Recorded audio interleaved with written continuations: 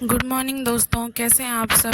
जैसा कि देख सकते हैं सुबह हो चुकी है और मैं अपने डेली रूटीन के लिए निकल चुकी हूँ। और आपको पता है मेरी डेली रूटीन में सुबह सबसे पहले उठते ही मैं जिम जाती हूँ। देख सकते हैं मैं जिम में आ चुकी हूँ। पहले थोड़ी साइकिलिंग करूँगी और आज तो मेरे साथ दरसू भी आया है, दरसू के पापा भी आए हैं, सबको आए हुए हैं। उसके बाद ये हमारा पूरा जिम का लुक है। ये तो अपनी फ़ोटो वीडियो लेने में ही रहते हैं। फिर घर आके मैंने सबसे पहले चाय बनाई।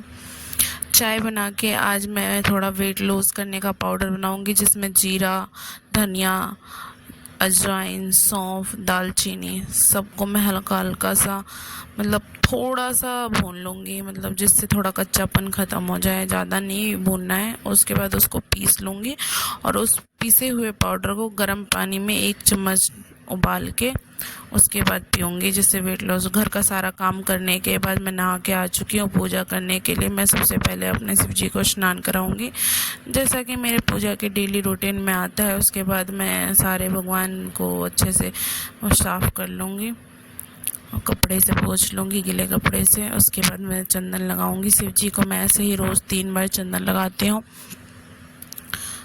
और आप लोग फ्रेंड्स बिल्कुल भी सपोर्ट नहीं करते, मैंने देखा है, बिल्कुल भी सपोर्ट नहीं करते। आप हमारी वीडियो जैसे ही आती है स्टार्ट होती नहीं है कि 30 सेकंड में 1 मिनट में स्किप कर देते हो। वीडियो तक पूरी नहीं देखते। मैंने देखा है बिल्कुल भी आप पूरी वीडियो नहीं देखते, बहुत जल्दी हमारी वीडियो को स्किप करते हो। पर ऐसा मत कीजिए फ्रेंड्स।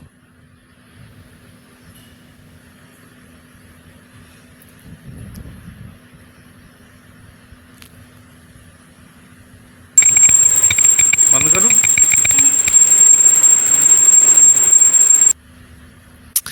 अब प्रसाद में तुलसी पत्ता डाल दूंगी मैं और भगवान को जल भी चढ़ा दूंगी।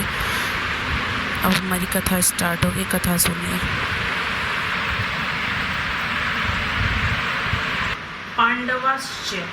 पांडव धृतराष्ट्र को अपने पिता के बड़े भाई होने से पिता के समान समझते थे और उनकी आज्ञा का पालन करते थे। धृतराष्ट्र के द्वारा अनुचित आज्ञा देने पर भी पांडव उचित अनुचित विचार न करके उनकी आज्ञा का पालन करते थे। अतः यहाँ मामका पद के अंतर्गत कौरव और पांडव दोनों आ जाते हैं। फिर भी पांडवा पद अलग देने का तात्पर्य है कि धृतराष्ट्र का अपने पुत्रों तथा पांडव पुत्रों में समान भाव नहीं था, उनमें पक्षपात था, अपने पुत्रों के प्रति मोह था। वे दुर्योधन आदि को तो अपना मानते थे पर पांडवों को अपना नहीं मानते थे। इस कारण उन्होंने अपने पुत्रों के लिए मामका और पांडु पुत्रों के लिए पांडवा पद का प्रयोग किया, क्योंकि जो भाव भीतर होते हैं वे ही प्राय वाणी से बाहर निकलते हैं। इसी द्वेदी भाव के कारण ही धृतराष्ट्र को अपने कुल के संहारक दुख भोगना पड़ा। इससे मनुष्यों को यह शिक्षा लेनी चाहिए कि वह अपने घरों में, मोहल्लों में, गांवों में, प्रांतों में, देशों में, संप्रदायों में द्वेदी भाव अर्थात ये अपने हैं ये दूसरे हैं ऐसा भाव न रखें। कारण कि द्वेदी भाव से आपस में प्रेम स्नेह नहीं होता, प्रत्युतः कलह होती है। यहाँ पांडवा पद के साथ एवं पद देने का तात्पर्य है कि पांडवा तो बड़े धर्मात्मा हैं, अतः उन्हें युद्ध नहीं करना चाहिए था, परंतु वे युद्ध के लिए रणभूमि में आ गए तो वहां आकर उन्हें क्या किया। मामका और पांडवा, इनमें से पहले मामका पद का उत्तर संजय आगे दूसरे श्लोक से 13वें श्लोक तक देंगे कि आपके पुत्र दुर्योधन पांडवों की सेना को लेकर द्रोणाचार्य के मन में पांडवों के प्रति द्वेष पैदा करने के लिए उनके पास जाकर पांडवों के मुख्य मुख्य सेनापतियों के नाम लिए। उसके बाद दुर्योधन अपनी सेना के मुख्य मुख्य योद्धाओं के नाम लेकर उनके रण कौशल आदि की प्रशंसा की। दुर्योधन को प्रसन्न करने के लिए भीष्म जी ने जोर से शंख बजाया। उसको सुनकर कौरव सेना में शंख आदि बाजे बज उठे। फिर 14वें श्लोक से 19वें श्लोक तक पांडवा पद का उत्तर देंगे। कि रथ में बैठे हुए पांडव पक्षीय भगवान श्री कृष्ण ने शंख बजाया। उसके बाद अर्जुन, भीम, युधिष्ठिर, नकुल, सहदेव आदि ने अपने अपने शंख बजाए, जिसमें दुर्योधन की सेना का हृदय दहल गया। उसके बाद भी संजय पांडवों की बात कहते कहते 20वें श्लोक से श्री कृष्ण और अर्जुन के संवाद का प्रसंग आरंभ कर देंगे। किम कुर्वत, किम शब्द के 3 अर्थ होते हैं: विकल्प, निंदा, आक्षेप और प्रश्न। युद्ध हुआ कि नहीं, इस तरह का विकल्प तो यहाँ लिया नहीं जा सकता, क्योंकि 10 दिन तक युद्ध हो चुका है और भीष्म जी को रथ से गिरा देने के बाद संजय हस्तिनापुर आकर धृतराष्ट्र को वहां की घटना सुना रहे हैं। मेरे और पांडु के पुत्रों ने यह क्या किया जो कि युद्ध कर बैठे, उनको युद्ध नहीं करना चाहिए था। ऐसी निंदा या आक्षेप भी यहाँ नहीं लिया जा सकता, क्योंकि युद्ध तो चल ही रहा था और धृतराष्ट्र के भीतर भी आक्षेप पूर्वक पूछने का भाव नहीं था। यहाँ किम शब्द का अर्थ प्रश्न लेना ही ठीक बैठता है।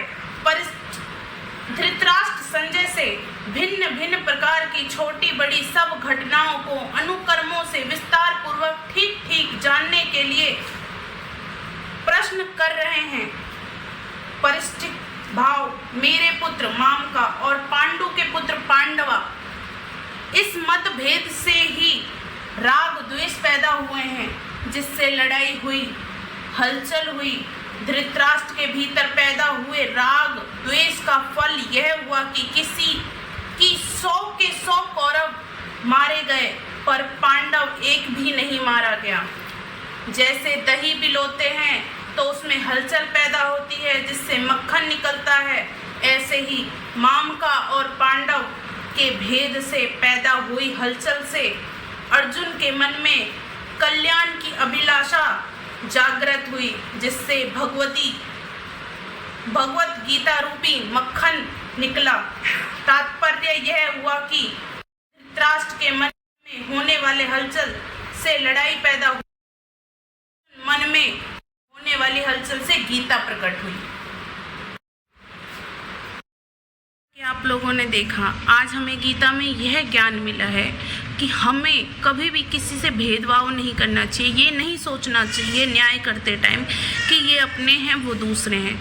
अगर हम बड़े हैं और हमें कुछ फैसला लेना है तो बिना ये संकोच किए लेना चाहिए कि वो अपने हैं ये पराए हैं, ऐसा कुछ नहीं सोचना चाहिए।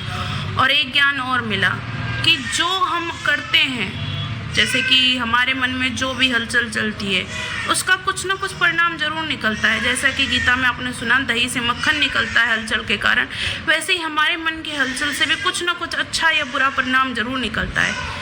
अर्जुन के अच्छे परिणाम से गीता हुई, गीता का सार मिला हमें, गीता मिली हमें और भगवत गीता मिली, और दुर्योधन के हलचल से विनाश मिला, सारे कौरव मारे गए। तो अब मुझे भूख लग गई है, अब दिन के 12 बज चुके हैं, 12:30। अब मैं भी खाना खाने जा रही हूँ। आप लोगों ने भी शायद खाना वाना खा लिया होगा। अब थोड़ा आराम करेंगे, दोपहरी का टाइम है, काम भी सारा निपट चुका है। अब आराम करने के बाद शाम को देखिए ब्लॉग में आगे और क्या होता है। मेरे ब्लॉग में कंटिन्यू बने रहिए।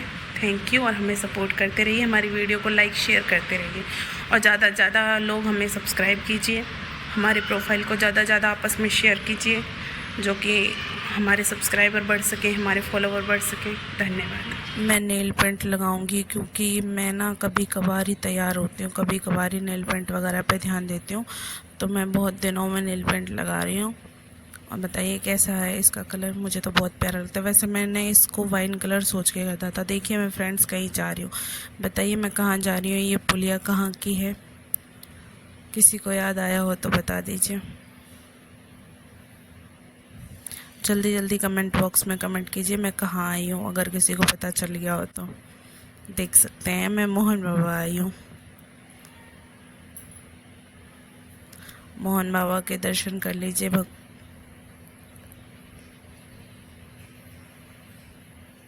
बहुत गर्मी है फ्रेंड्स, बहुत गर्मी। कहीं आना जाना इतनी गर्मी में बिल्कुल जी घबराना लग जाता है मेरा। तो अब पूजा पाठ करके प्रसाद चढ़ा के हम निकल लिए हैं। सीढ़ियों से उतरते हुए मैं थोड़ी सी 1-2 रील भी बनाऊंगी अपने इंस्टाग्राम चैनल के लिए। आप हमारे इंस्टाग्राम चैनल को भी सब फॉलो कीजिए और वीडियो को लाइक शेयर कीजिए। अब हम निकल लिए हैं फ्रेंड्स। बहुत गर्मी है फ्रेंड्स, मंदिर आना, कहीं भी आना, कपड़े पहनने का तो दिल ही नहीं करता कुछ भी। बस घर के फटे चटे पुराने नाइटी पाइटी पहन के रखो, वही बढ़िया। साड़ी वाड़ी में तो हालत पसीने में पंचर हो जाती है।